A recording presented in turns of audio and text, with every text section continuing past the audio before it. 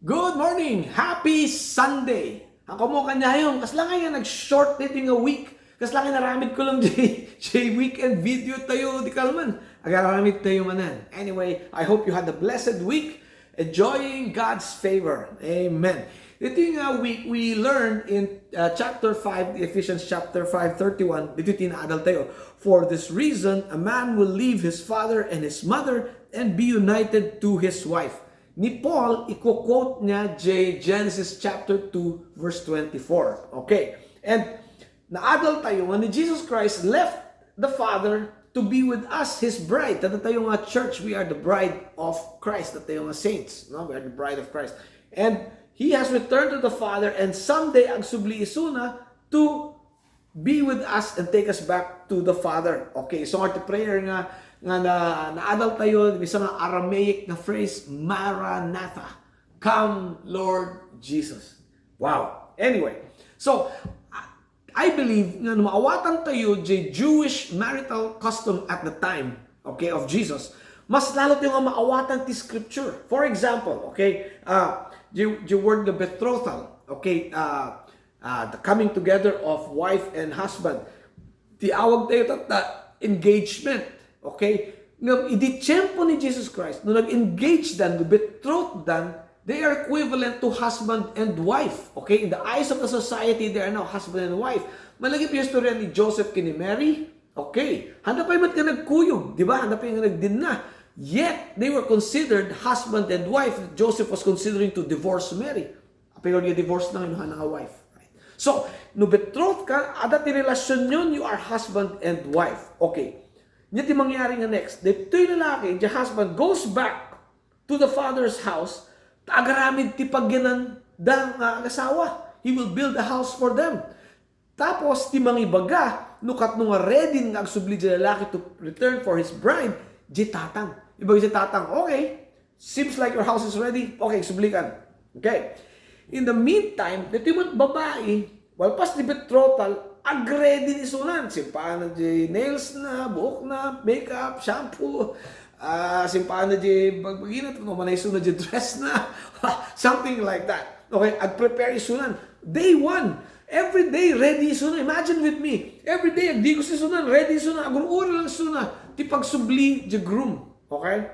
And one day, agsubli to di groom, maamuan lang to, apay, mangag na to di prosesyon, agkakantadan ton, nubagan to di tatang agsublikan, ikasublihan di wife mo, ay banamot di lalaki, banamot na di karubanan, kabag-anak nan, friends na, apanda pick up nan di wife na, mangag di wife di prosesyon, di kanta, tamtambor da, trumpet na, kasta, makita na, excited suna, hanan nga inaura yan nga, umay di lalaki di balay na, nagdiretsoy sunan, sinabat nan, di groom. Tapos nakita di groom, di babae, siguro naging narakop da, impan na, di babae, di bride na nakaredy na, di balay di tatang na, and then they have the real wedding. And then they will live happily ever after. They ta iti Jewish marriage tradition. Okay. So nga dagiti dengdeng kini Apo Diyos, di sasalita sunan, dengdeng kini Paul, when they use the illustration of marriage, dagiti dengdeng maawatan da nga nalalaing taang muda ti kultura. Oh, tatangan medyo makakawat tayo basit ti kultura ti Hudyo, okay? Siguro mas maawatan tayo dagiti nga verse. For example, the John 6:38 kuna ni Jesus. I have come down from heaven not to do my own will, but the will of him who sent me. So yung pawit nga po suna, ibay suna.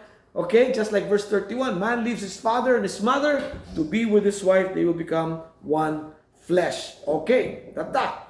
No, insuko tayo tibiyag tayo kini Jesus Christ. Okay? Then, ada ti relasyon tayo kini Jesus Christ. We become the bride of Christ because the church, we become part of the church. And if we become part of the church, and the church is the bride of Christ, we become the bride of Christ. Okay. And right now, nagsublin niya po Diyos to be with His Father in heaven. So, kunana di John 14:2, kunana ni Jesus, in my Father's house are many rooms. If it were not so, I would have told you that I am going there to prepare a place for you. So He's preparing a place for us. Katong agsubli ni Jesus Christ. Hantay mo. Remember, the Jewish custom, only the Father knows. Isungor na dinamag na kini Jesus kat nusun nga agsubli, Matthew 24:36, dito tikunana, no one knows that day or hour, not even the angels nor the Son, but only the Father. Di ba kaya Father nga go, umayon ni Jesus Christ. Now, before nga ituloy ito dito istorya tayo about the wedding of the Lamb, ano kayo may isa nga kahit kung i-clarify kanyayo. Dagito yung kaming kulto, ti kung kunada, ni Jesus Christ kano, inferior, nabababa, ti Diyos anak, nabababangan ti Diyos ama. Okay? Ti kunada, kas tati, nabababa ni Jesus Christ, tahan na mo amin. Doesn't know nga, only the Father knows. Tapos, He submits to the will of the Father. Okay? Kada DJ, ano yung makamo? Ignorante. Kasi lang it makes sense to them. Siyempre, nuhan na nga mo amin. Hanso nga Diyos, pati Diyos amuna amin. So nga, nabababa ni Jesus, niya po Diyos. It makes sense to them. Ngam! Okay? No, amu tayo ni Jesus. Amu tayo God the Father. Amu tayo ti relasyon ti Diyos anak kan Diyos ama. Amu tayo nga daytoy Diyos anak. He willingly submits to the will of the Father out of love and respect for Him.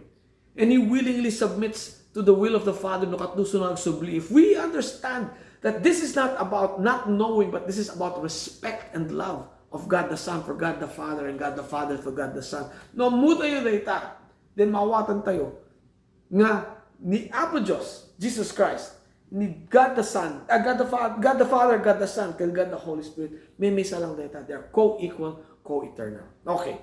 Sana malagip yung data. Let's go back. So, inayabanan, karuban na agsubli ni Jesus Christ. 1 Thessalonians 4:15, for the Lord Himself will come down from heaven with a loud command, with the voice of the archangel, with a trumpet call of God, and the dead in Christ will rise first.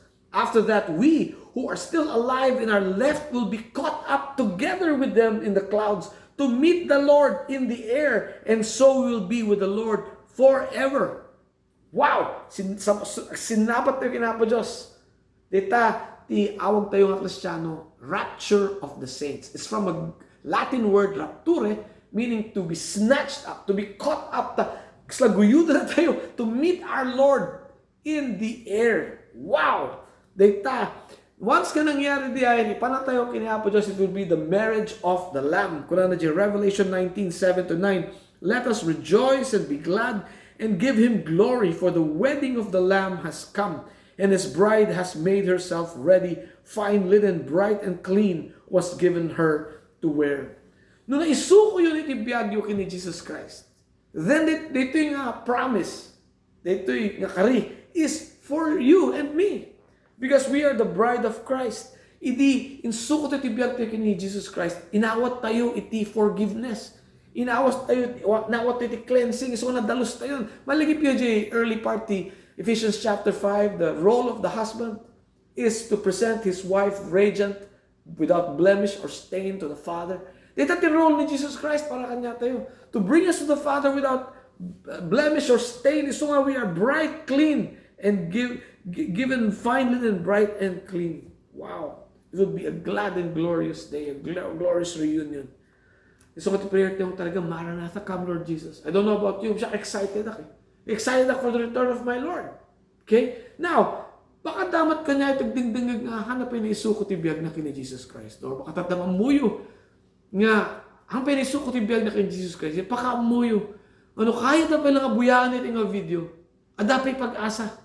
Tahang pinagsubli niya po Diyos. Okay? Mabalin pa yung isuko tibiyag kini Jesus Christ. Ask for forgiveness. Ask for His grace. Ask for His mercy. So that you too can become part of the bride of Christ. At magsublin to ni Jesus, ang kayong mabati. It will be a glorious reunion. We will be caught up with our Lord and He will take us to be with God forever. So what the prayer tayo talaga, Maranatha. Come, Lord Jesus. Let's pray. Heavenly Father, at pasalamat kami, tinted you, nga tiyempo, nga kitaan mi man iti sarita yo. I pray, Lord, that we will understand that yung Jewish wedding practice, and tapno mas maawatan mi pay, iti sarita yo. And I pray, Lord, that you continue to bless us, especially this week, as we prepare ourselves, because we don't know, Lord, nakatno kayong agsubli. Ready our hearts, Lord, for your return. Maranatha. In Jesus' name we pray. Amen.